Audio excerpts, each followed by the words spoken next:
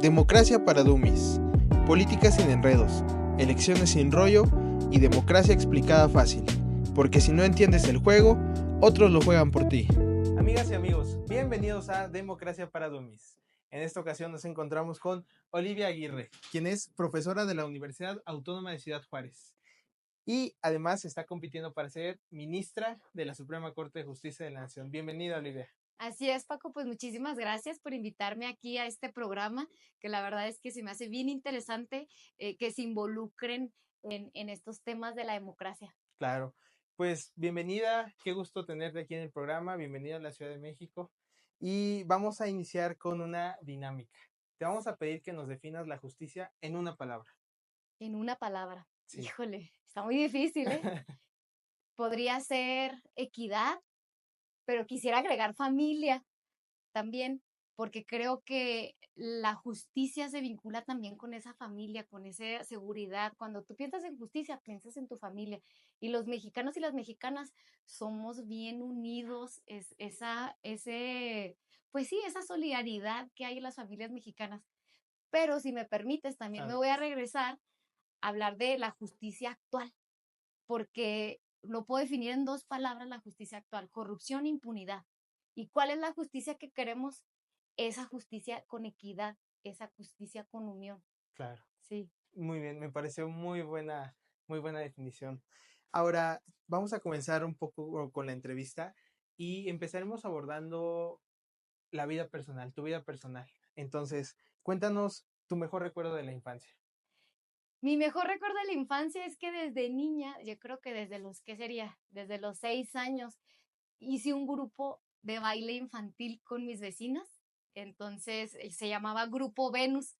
En ese grupo invité a varias vecinitas y yo era la maestra porque yo les ponía los pasos, y luego mi mamá en eso entonces decía, bueno, pues ya ensayen no sé, una coreografía. Bailábamos canciones de Faye, de Cabá, y nos llevó a una televisora local ahí en Ciudad Juárez. Y pues bueno, siempre he sido muy aventada desde chiquita, bien hiperactiva. Sí. Me gustaba como enseñarles a mis amigas los pasos y todo, y por eso soy ahorita maestra, soy profesora de la Universidad Autónoma de Ciudad Juárez. Yo creo que se vincula con ese tema de liderazgo desde chiquita. Claro. ¿Naciste y creciste en Ciudad Juárez? Sí, yo soy de Ciudad Juárez, Chihuahua. Tengo allá ya pues viviendo casi 39 años de mi vida. Ya el próximo año cumplo 40, estoy entrando al cuarto piso orgullosamente, y orgullosamente del norte chihuahuense, y la única en la boleta electoral que es de una ciudad fronteriza como lo es Ciudad Juárez y de todo el estado de Chihuahua. ¿Cómo es la vida de una niña en la frontera? Híjole, pues es una vida complicada porque la ciudad en sí ha sido una ciudad muy golpeada por la violencia y sigue siendo golpeada. Y no nada más por una violencia vinculada con temas de narcotráfico y delincuencia organizada, sino también una violencia que ha tocado a las mujeres, ¿no? Ciudad Juárez lamentablemente se le conoce como esa ciudad de los feminicidios, ¿no? Y sí, la verdad es que no puedo decir que estamos exentos o que ya los feminicidios terminaron, porque pues siguen ocurriendo los feminicidios en nuestro país y en nuestra ciudad también. Entonces es difícil, pero somos una ciudad y somos una gente muy resiliente, sí, y muy luchona y muy entrona. Sí, sí, eso he notado siempre de la gente del norte. Sí. Pero bueno, ahora queremos que nos cuentes sobre tu vida profesional, y para ello te pedimos que nos cuentes alguna anécdota de tu vida laboral, o algún reto que hayas tenido que enfrentar Sí. en este caminar profesional. Sí, fíjense, yo tengo 15 años litigando materia civil, familiar y amparo, también adicionalmente ciertos delitos que se vinculan con mis asuntos familiares o civiles que tienen que ver con violencia familiar, incumplimiento de pensión alimenticia. Y bueno, uno de los ámbitos laborales en esa área de litigio, porque pues mis áreas laborales son la investigación, soy científica, parte del Sistema Nacional de Investigadores, pero también pues soy académica, imparto docencia. Y en el lado del litigio, sí quería compartirles una experiencia que me marcó y que inclusive fue para mi aprendizaje también. Tuve un asunto de una mujer que tenía, bueno, que tiene dos niñas. Ella llegó conmigo para que la representara en un juicio familiar por un tema de pensión alimenticia, porque el papá no estaba dando pensión, por un tema de guardia y custodia. En el caso de ella, Tiene 2 niñas y una de ellas con discapacidad. Entonces, ese asunto para mí me marcó mucho porque, pues, fueron muchas problemáticas en ese proceso, duramos como 4 años en ese proceso. El papá estaba evadiendo Sí. de una y mil formas pues, su situación económica como para no dar, ¿no? Andaba, en este caso podemos decir que andaba ocultando sus ingresos. Y en la frontera y en todo México es también complicado a veces dar con los ingresos reales de los Sí. deudores alimentarios, ¿no? Entonces, bueno, este es el primer reto ahí que enfrentamos en ese proceso y que afortunadamente salimos avanzando. Sin embargo, otro punto ahí importante en ese proceso es que ella no trabajaba. ¿Por qué? Porque cuidaba a su hija con discapacidad. Entonces no le permitía trabajar, era una persona, una mujer que se dedicaba al hogar, al cuidado de sus hijos, y pues sí dependía del ingreso que le daba su expareja. Cuando ellos se separan, le deja de dar ese ingreso y aparte les quiere quitar la casa donde las niñas vivían. Entonces fue un proceso por la vía civil que también enfrentamos muy complicado, porque resulta que la casa era de los abuelos paternos. Cuando ellos se separan, los abuelos quieren que les regrese la casa.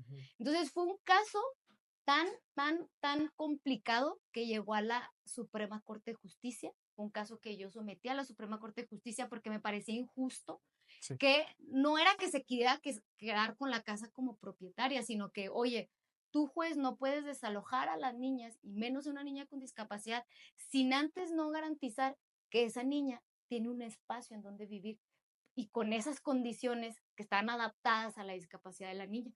Entonces ese caso llegó hasta la Suprema Corte y desgraciadamente pues la Suprema Corte dijo que tenían prioridad los abuelos en cuanto al tema de la propiedad y eso no estaba en debate. Lo que estaba en debate es que había una niña con discapacidad con ciertas condiciones que se encontraba en un hogar estable y que si tú juez la vas a desalojar de esa vivienda, por lo menos garantiza que tiene a dónde irse. Entonces, ese era el debate, ¿no? El interés superior de la infancia y todos estos derechos involucrados. Y bueno, la Suprema Corte, en este caso, pues desechó mi asunto, llegó, pero Norma Piña en eso entonces, me acuerdo que estaba ella porque le cayó en su sala, lo desechó. ¿Qué pasó después de ahí? Me fui hasta el Sistema Interamericano de Derechos Humanos, presenté una denuncia en la Comisión Interamericana de Derechos Humanos, pero pues como siempre, ¿no? Este tipo de casos de personas no influyentes y no poderosas y sin dinero, pues realmente tampoco se llegan a resolver o admitir en el Sí. Sistema Interamericano. Y ese caso me marcó y fue un caso que también para mí fue pues mucho aprendizaje, sobre todo porque fueron como 4 o 5 años que duramos en ese proceso porque la justicia pues ha sido tardada, ¿no? Sí, como litigante me imagino que te has enfrentado a la nula expeditez de la justicia. Exactamente. A la nula expeditez de la justicia, a la impunidad y a luchar no solamente con mi contraparte, a luchar contra el sistema, a Sí. luchar contra el mismo tribunal.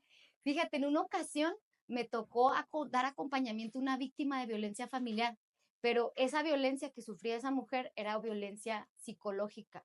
Llegamos a la fiscalía a poner la denuncia, ella pasa con la persona que le está recabando la denuncia y ¿qué crees? Que termina revictimizándola. Le dice, no te puedo levantar la denuncia porque no vienes golpeada. Oye, pero si la violencia familiar no solamente es que estés golpeada.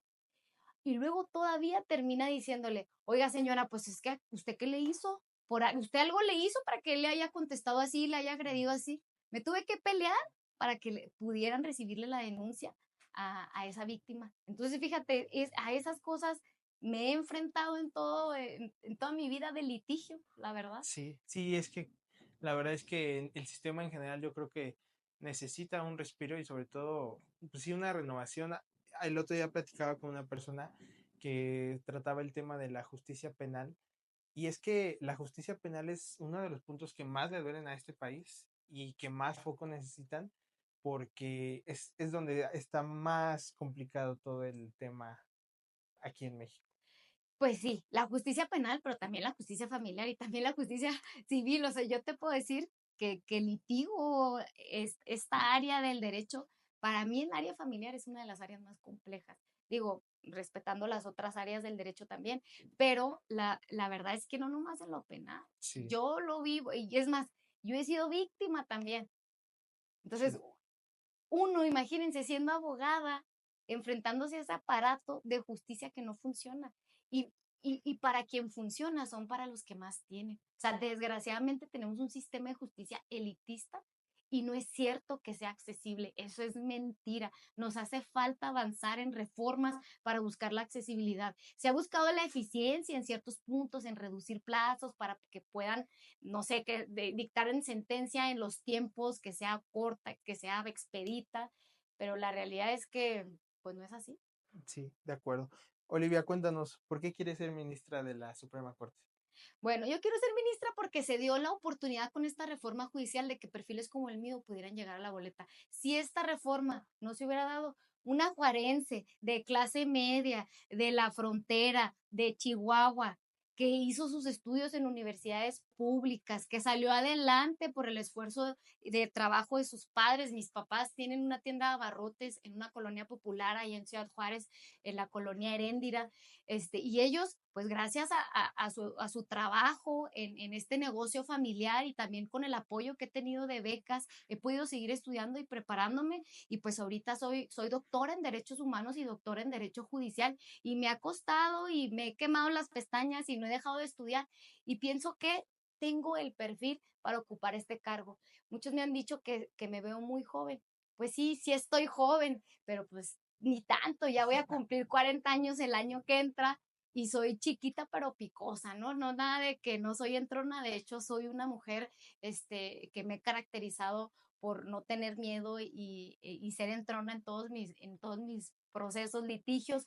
Y bueno, creo que mi perfil me hace ser una candidata idónea para poder abonar en esta transformación de la justicia que tanto le hace falta a México, porque eso es lo que requerimos. Sí. Requerimos una nueva justicia que verdaderamente sea para todas y para todos los mexicanos, ricos, pobres, para todos. Entonces, bueno, pienso que mi perfil académico profesional abona, pero no nada más eso es suficiente, sino que también esa sensibilidad social y humana que se requiere. O sea, ahorita uno va a los juzgados y te hacen mala cara, Sí, por te supuesto. tratan mal. Bueno, ahorita no tanto porque muchos ya están de candidatos y entonces ya se portan bien, Se ya portan te dan mejor. las copias en un día, pero antes nos tardamos Sí, muchísimo tiempo, ¿no? Entonces, bueno, creo que este perfil, al menos mi perfil, es un perfil fresco, es un perfil que no trae carrera judicial. Yo no traigo carrera judicial y mucho así ha criticado eso, pero la Constitución precisamente prevé que personas que no traigan carrera judicial está abierta. sí, La edad no es una limitante, la carrera judicial tampoco. Y el hecho de que traigas carrera judicial no te garantiza que vas a ser buena persona y que vas a ser un buen juzgador, de porque acuerdo. ¿cuántos jueces con su experiencia de 100 años y toda la experiencia que dicen que tienen, que siguen teniendo las mismas deficiencias y las mismas prácticas de corrupción? ¿Queremos esos jueces y juezas? No. No. Queremos perfiles comprometidos con ese humanismo, que verdaderamente estén comprometidos con llegar a esas personas que requieren la justicia, que conozcan las problemáticas. No queremos juzgadores que estén en la oficina, ahí en el escritorio, nada más resolviendo sentencias que no conocen las problemáticas sociales. Y otro punto bien importante, Paco, hay muchos candidatas y candidatas que están dentro del Poder Judicial Federal que siguen ganando más que la presidenta de la República. ¿No te parece contradictorio que quienes están pidiendo ahorita el voto de los y las ciudadanas, ellos estén violando la ley, la propia Constitución, a seguir en este momento con sueldos excesivos? ¿Cuánto gana una magistrada de circuito? Entre 300, 400,000, percepciones ordinarias, extraordinarias. ¿Cuánto anda ganando una ministra? 600,000. Entonces, pues la verdad es que ahí hay contrariedades que también la ciudadanía es la que tiene que juzgar. Y yo voy a este cargo porque tengo vocación de servicio y no voy por un sueldo, porque yo sé que realmente el sueldo, pues, tiene que ser un sueldo justo y tiene que ser un sueldo que sea acorde también a lo que uno hace y no podemos tener un sueldo mayor que el que tiene la presidenta de la República. Ahora nos gustaría que nos compartieras alguna de tus propuestas que traigas en caso de que llegues a ser ministra de la Suprema Corte. Mira, traigo 6 puntos de trabajo, pero voy a comentar 2 brevemente, ¿no? Uno de ellos es que yo como científica A mí me interesa mucho que los casos difíciles que le llegan a la corte se puedan resolver también con otras áreas del conocimiento, que no es nada más lo meramente legal, porque hay casos en donde se involucra áreas de la salud, otras áreas de la sociología. Entonces, esto es importante también desde el ámbito de la investigación científica, aplicar esos métodos, inclusive en los asuntos que nosotros resolvemos, ¿no? Entonces, creo que esta área como científica es algo que es una de mis propuestas, que podamos resolver los asuntos con también el área científica. Y yo por tener ese perfil, pues creo que abono bastante este tema. Otro, también muy importante, es la accesibilidad y la descentralización de la Corte.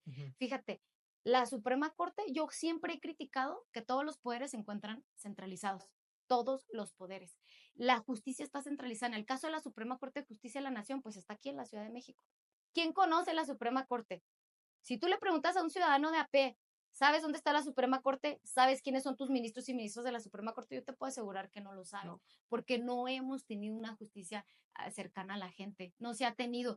Y parte de mi propuesta de la descentralización de la Corte es que la Corte pueda sesionar una vez al mes en los diferentes estados de la República, el pleno de la Corte. ¿Para qué? Para nosotros ir a la gente.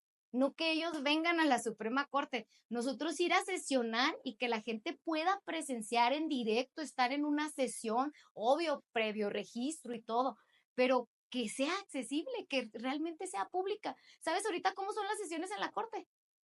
Pues no puedes entrar. Tú no puedes entrar a una sesión del pleno, están grabadas sí, en grabadas, vivo. sí, pero si tú quieres ahorita y pararte ir a la Suprema Corte, tocar la puerta y que te abran, no te abren. Tienes que registrarte para una visita guiada, pero tú no puedes estar en una sesión del pleno, porque con el cuento de que están grabadas en vivo, pues te dicen, vaya y véalas por su celular. ¿Pero por qué?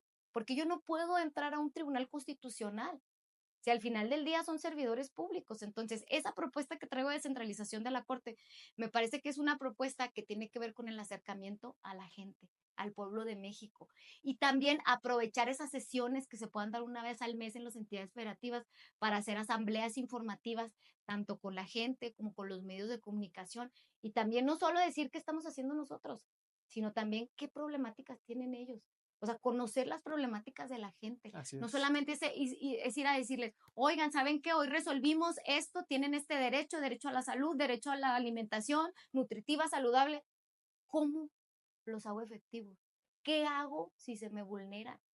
Entonces, no nada más es parar a decirte que estos son tus derechos, sino también es ayudarle a la gente a acceder a esa justicia, ¿no? Entonces, esas son algunas de mis propuestas. Traigo otros puntos que tienen que ver con la difusión también de derechos humanos, pero básicamente esas son dos de ellas. Muy buenas propuestas, sí, o sea, la verdad, eso es lo que hace falta, que la justicia llegue a las personas que la están demandando, no precisamente que los justiciables lleguen o tengan que buscar por sus propios medios, lo cual además de todo a veces es muy difícil. Pero bueno, Olivia, un consejo que le quieras dar a la juventud que es principalmente quienes nos ven sobre la vida profesional o sobre la vida en general. Bueno, antes de darles este consejo, quisiera decirles que soy la 01 en la boleta morada para el cargo de ministra.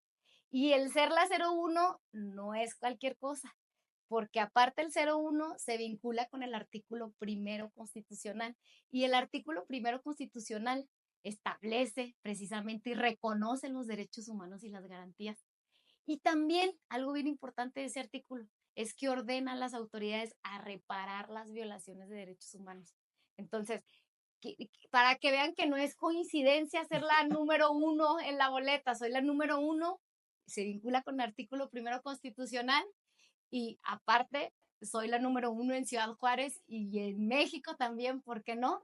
Y bueno, también comentarles que esta vinculación con el artículo 1 se vincula con mi doctorado en Derechos Humanos y fui comisionada de víctimas del estado de Chihuahua. Tiene que ver con el tema de la reparación a las violaciones de derechos humanos de las víctimas. Entonces, bueno, ahora sí, el mensaje a los jóvenes de este hermoso país es decirles que se involucren con la democracia, así como Paco y su equipo. La verdad es que ustedes son los que van a definir la nueva justicia de nuestro país. Y a veces somos muy apáticos, ¿eh? Somos muy apáticos en querer involucrarnos en cuestiones políticas, pero la verdad es que hace falta que los jóvenes se involucren con cuestiones políticas, que organicen este tipo de democracias participativas y que no nomás digan, voy a votar, ya ejercí mi derecho a voto. Sí, eso es parte de, pero no es lo único. Por ejemplo, estas actividades que ustedes están haciendo a través de este programa de Democracia para Dummies es un gran ejemplo de cómo hay que involucrarnos precisamente con la democracia de nuestro país. Y entonces, pues los invitaría a votar este 1 de junio y qué mejor por una chihuahuense, juarense, que de hecho vivo en Juárez y vine aquí precisamente pues para atender varias actividades, entre ellas este programa. Muchísimas gracias. De verdad te agradecemos mucho que te hayas tomado el tiempo de platicar con nosotros. Nos pareció muy bueno todo lo que nos has platicado. Y pues bueno, que no se olviden de seguirnos en nuestras redes sociales, en Democracia para Dummies, y en tus redes sociales. Sí, mis redes sociales estoy como doctora Olivia Aguirre Bonilla en el Facebook, estoy en el Instagram como Olivia Aguirre 01, ya saben por qué, 01 la boleta, voten por la mejor, y estoy también en el Twitter como Olivia Aguirre 01 y también por ahí estoy en el Instagram y que estoy subiendo videos de casos de la corte, por cierto, bueno, en todas mis redes, pero en el TikTok también. Muy bien, así que ya saben, vayan a seguirla, síganos a nosotros y no se olviden de ir a votar el próximo domingo 1 de junio. Muchas gracias.